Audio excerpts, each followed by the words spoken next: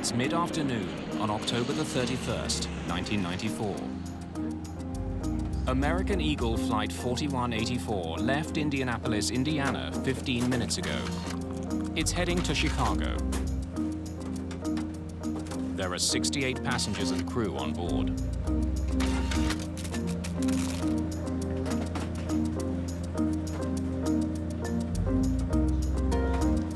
Happy Halloween, cowboy.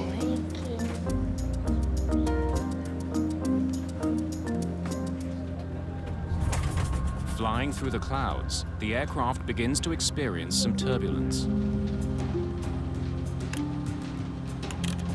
I'm gonna keep them in their seats in this chop. No sense in taking chances. Captain Orlando Aguiar is in command of today's flight. It's supposed to be his day off. He volunteered for this flight to make extra money. His wife is expecting their second child. Let's see if we can get above this. Center, any chance Flight 184 can climb to 16,000?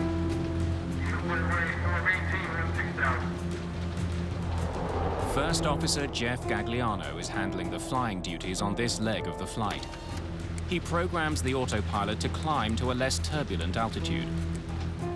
Jeff actually was working on his dad's ranch in Wisconsin just before he came in for that trip on Halloween that day. Getting on a horse or getting in an airplane, those were two of the things that Jeff loved most.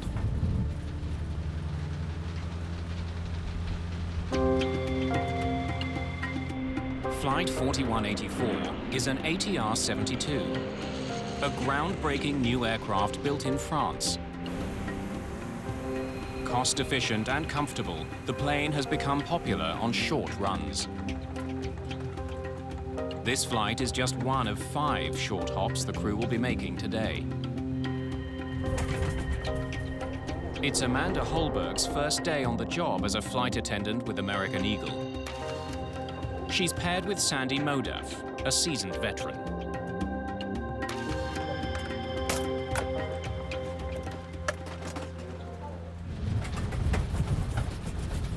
Aguiar and Gagliano have flown this route countless times and know it by heart. When you're flying from Indianapolis to Chicago, you're flying through some of the busiest airspace in the world. As Flight 4184 approaches Chicago O'Hare, the pilots begin the descent to 10,000 feet. Chicago Center, we have discretion down to 10,000. We're on our way down now.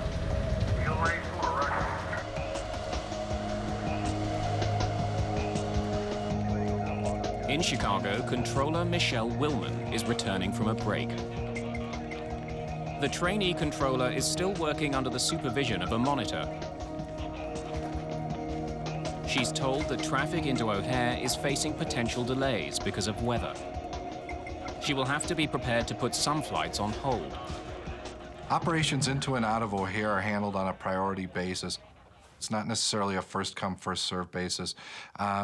International flights arriving to O'Hare because of their fuel status get priority, and then the turboprops come in at the end. Eagle 184, hold southeast on Victor 7. Chicago Center, roger, hold southeast on Victor 7, Eagle 184. Flight 4184 must now fly a racetrack-shaped holding pattern over northwestern Indiana. Chicago Center, Eagle 184, entering the hold. Eagle 184, roger.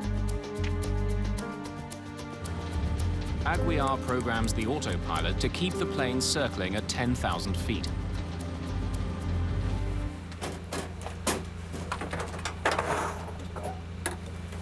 I'll go up front, see if they want anything.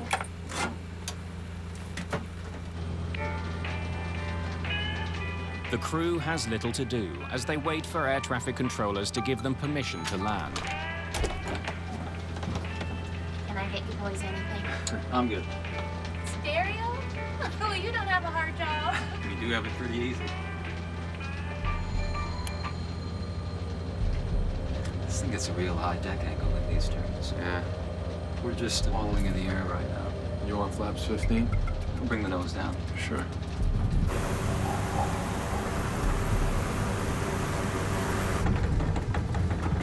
Yeah, Sandy's going ooh now.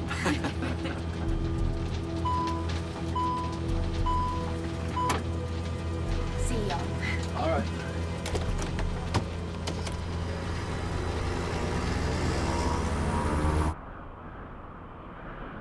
The crew needs to let the airline know about their delay. It could affect the rest of the day's schedule. Crews use text messages to communicate with dispatchers, so they don't tie up radio frequencies. Shall I let them know how much fuel we got? Sure. Space, F-U-E-L, is that? We've got 3,600 pounds.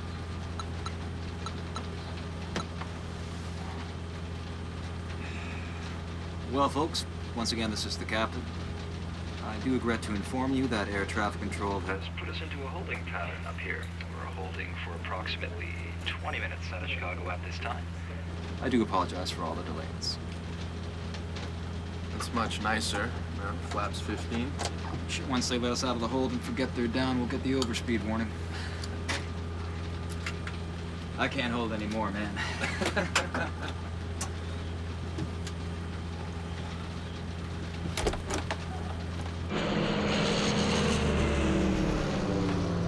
Just doing circles up here, yep. Yeah, we got plenty of gas. We can be up here. Here for a long while. Hey, bro. Yeah. Getting busy with the ladies back here. Yeah, so if I don't make it up there, take the next... 15, 20 minutes. You know why? Okay, when we get closer For the touchdown, I'll give you a ring. Oh, no, I'll be up right now.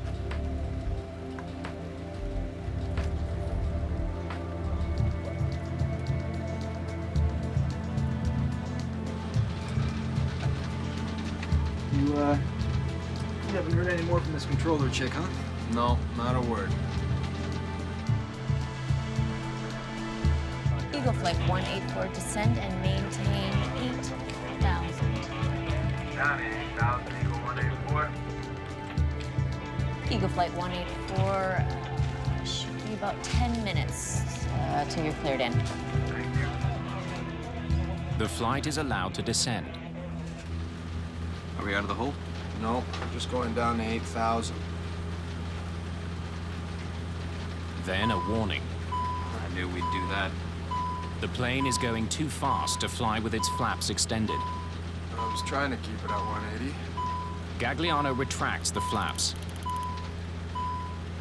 There's a strange sound coming through the fuselage.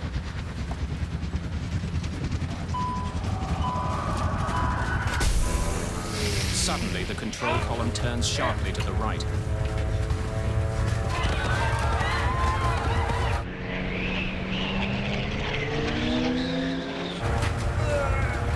The controls won't budge.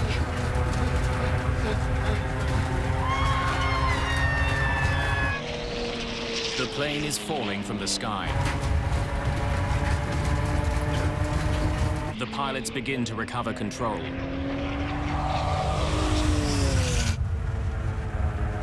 But then it happens again.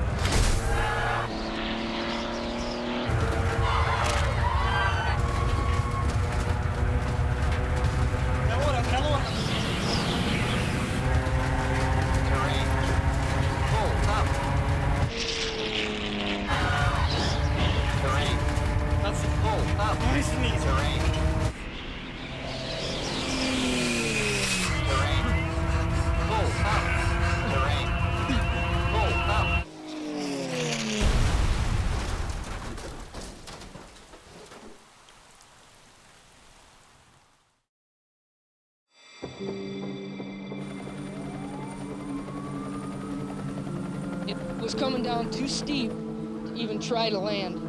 It was coming down at a sharp angle, real sharp angle. Flight 4184 has crashed into a field just outside Roselawn, Indiana. Oh my God, they're dead. They have to be. For the speed that it was coming down. Hundreds of volunteers arrive at the crash site to offer help, but there's nothing they can do. There was not much to see of any airplane. You couldn't see no cabin or anything of the airplane. There just wasn't anything left of it. Both pilots, The 2 flight attendants and all 64 passengers are dead.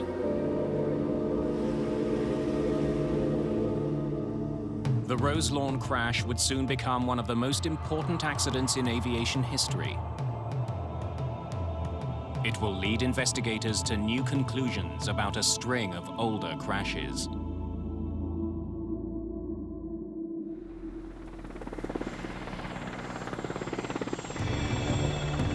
The morning after the crash of American Eagle Flight 4184, a team from the National Transportation Safety Board is on the scene just outside Roselawn, Indiana.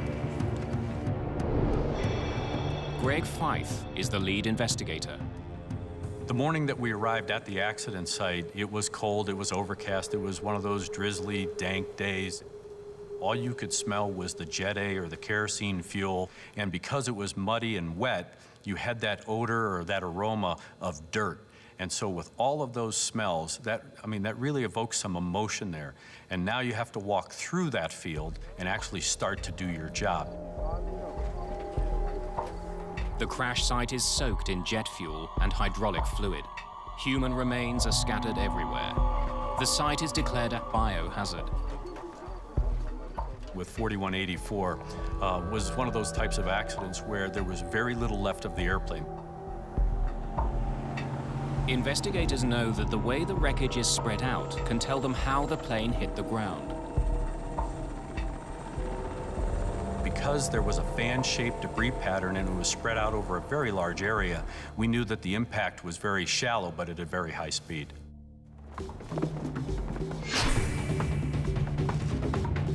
The airplane's 2 flight recorders are found intact in the tail. They're taken to the NTSB's labs for analysis. The data on the recorders could provide the clues investigators need to solve the mystery. But extracting the data takes time. In the meantime, investigators look for the location of key pieces of wreckage. The first things we typically look for are the 4 corners of the airplane. The NTSB's Bob Swaim leads that search. You're looking for the nose and the tail and the 2 wingtips, because if you can tell where the 4 corners of the airplane are, you get an initial idea of whether the pilot was in control or not. The plane's 4 corners are far from each other. The nose and cockpit are completely destroyed. This tells investigators that the plane hit the ground nose first in a shallow but rapid descent.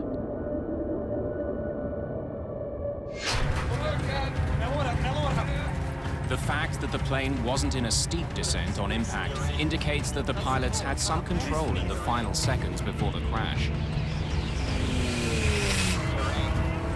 They just ran out of room to pull up.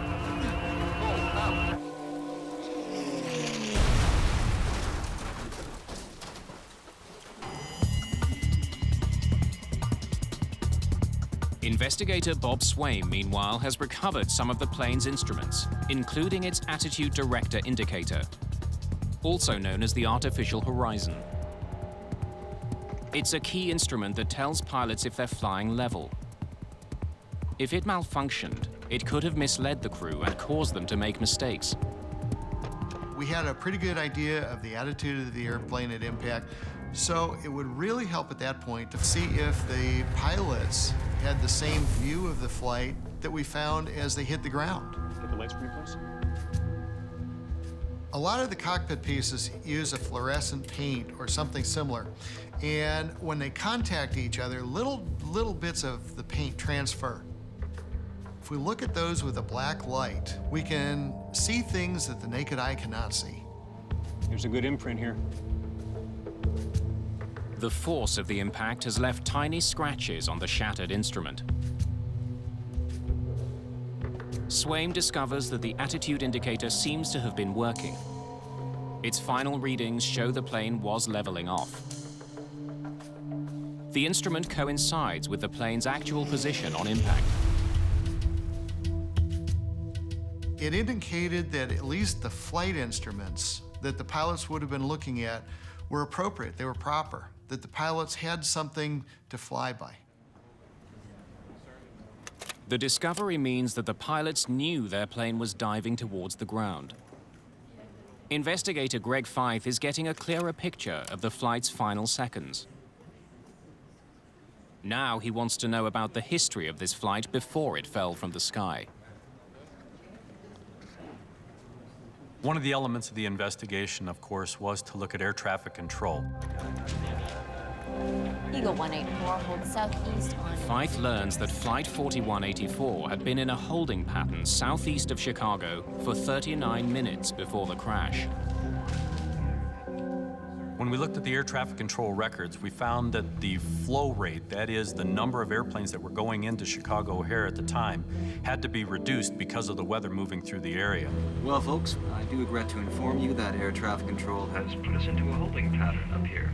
And because of the reduced rate into Chicago, we knew that 4184 was going to have to hold for a very long period of time. I do apologize for all the delays.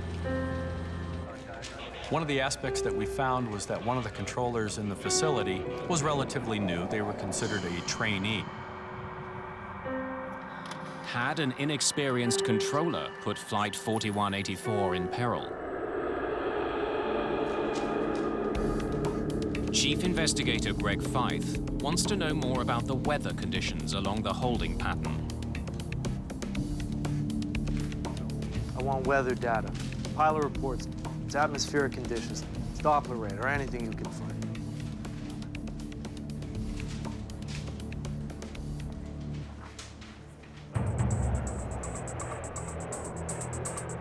Flight 4184 wasn't the only plane circling O'Hare that day. Several other planes were also on hold. They all landed safely. Interviews with the pilots of some of those planes give investigators an important clue.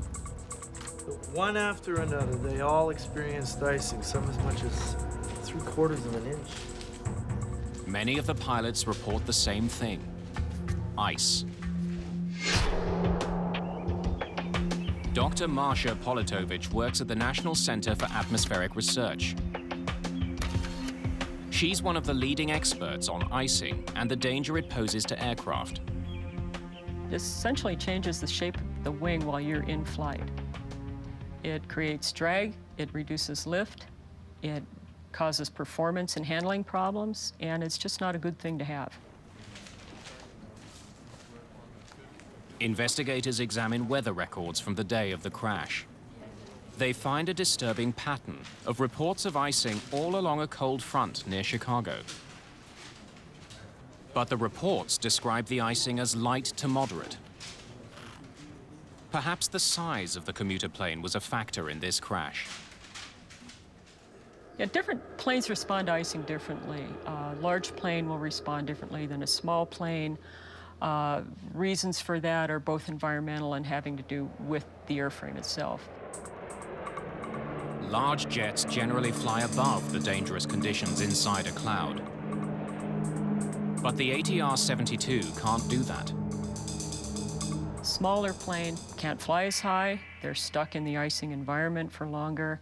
They may not have de-icing equipment, and if they get in trouble, they may not have enough excess power to get out of it. Investigators discover that Flight 4184's holding pattern took it through layers of cloud repeatedly. Each time it would have been exposed to icing conditions. 4184 we knew had been holding in an icing event. There were layers of clouds that they had been flying in and out of. Steve Frederick was flying out of Chicago on the morning of the crash. He flew through the same treacherous weather. Each time that I went through that cold front during that day, the weather was intensifying, the ice was getting worse, and I was getting more and more concerned. Frederick asked his captain to pass on a warning about the weather so that other pilots would be alerted to the danger. I found out a little bit later that my captain had never warned dispatch, and these pilots never got the warning about the ice that was out there that day. And there's no feeling in the world that can compare to how badly I felt at that moment.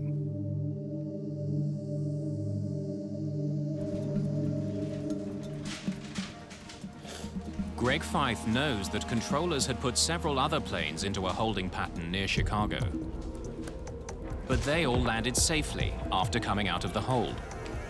This means the controller had not put Flight 4184 in jeopardy. She acted correctly given the information she had about the weather. One of the issues about air traffic control is that the controllers can't just look at their radar screen and identify areas of precipitation or icing conditions readily. The controllers don't know that an airplane is sitting in icing conditions unless the pilot provides them with what they call a PIREP or a pilot report. So if the crew, in this case, 4184, doesn't provide that information to the controller, then the controller doesn't know that an icing event actually is occurring out there. Feith and his team wonder if the flight crew simply didn't realize they were flying into icy conditions.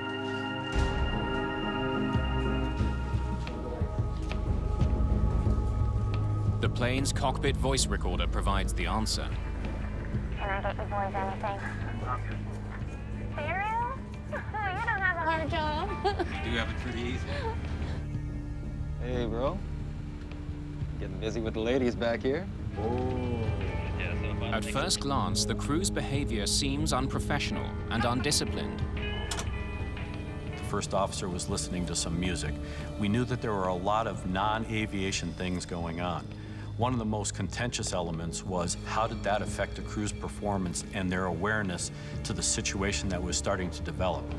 That's much nicer now, flaps 15. Yeah.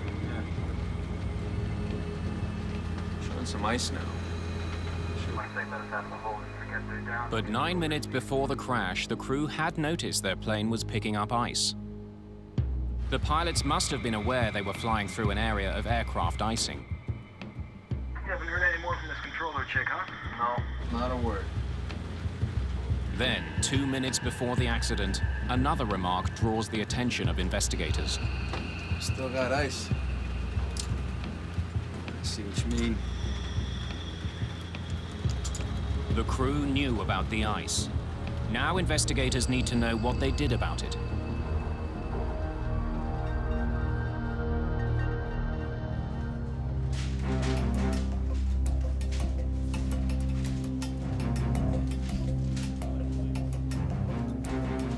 The ATR-72 is equipped with sophisticated de-icing devices. It's crucial to know what the crew did about the ice buildup on their wings. This time, the flight data recorder provides the answers. Almost 17 minutes before the crash, something sets off the master caution warning.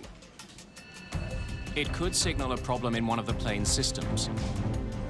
It could also mean the electronic ice detector is picking up the presence of ice. The flight data recorder shows investigators that in response to the alert, Captain Aguiar turned the plane's de-icing system to its maximum setting.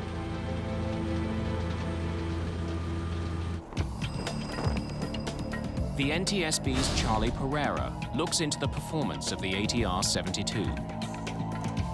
The icing alert system had sounded orally, and they heard it, and they activated protection systems on the airplane. And at the time of the accident, the de-ice systems were on.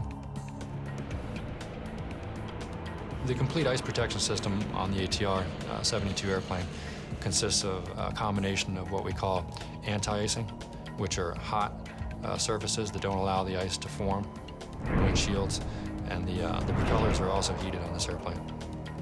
And then they have de-ice systems, which are on the leading edges of the wings, what are called pneumatic boots. They're like rubber inflatable chambers that you blow air into and they expand kind of like a balloon, and that cracks in the ice. Then the ice flies off the airplane. The flight data recorder shows that after he activated his de-icing system, Captain Aguiar also pushed the throttle forward slightly, increasing the plane's speed. This increased the speed of the air moving over the plane's wings, making it harder for ice to settle there. The pilots had done everything they could to deal with ice buildup on the plane. But were the anti-icing systems actually working?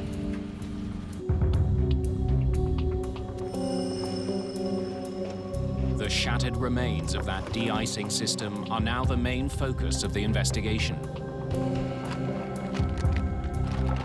The airplane was designed in France by a group of French and Italian companies.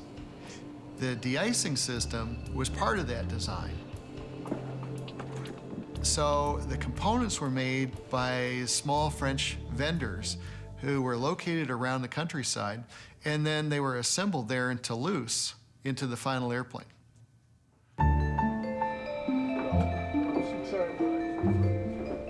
Bob Swaim arrives in France with pieces of the de-icing system. I brought some pieces from Flight 4184 to look at. The key component to the de-icing system is probably not the black rubber boot that you see on the airplane, but the timer that's inside the airplane, or the timers and the valves that control those boots. The force of the crash has left telltale markings called index marks. They show the position of the valves at the time of impact. Swaim compares them to the original blueprints. Does anything seem out of the ordinary? The trip to France has led to yet another dead end. There was nothing wrong with the plane's de-icing system. Thanks a lot, appreciate it. Thank you. Investigators are puzzled. Showing some ice now. If the crew knew they had ice on their wing and their de-icing system was working, why did the plane crash?